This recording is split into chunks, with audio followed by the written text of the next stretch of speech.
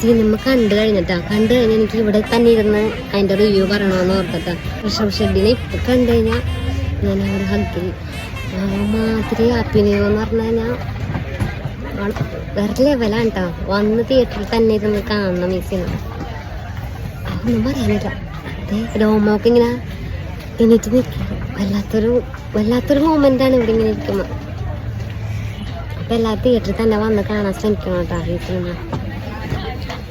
ഒരു രക്ഷയിലെന്ന് പറഞ്ഞു കഴിഞ്ഞാൽ അടിപൊളിയാണ് കേട്ടോ.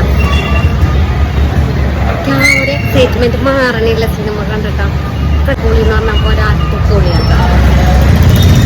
1 മണിയായി. 10 മണിക്കത്തെ ഷോയ്ക്കാണ് നമ്മ വന്നത്.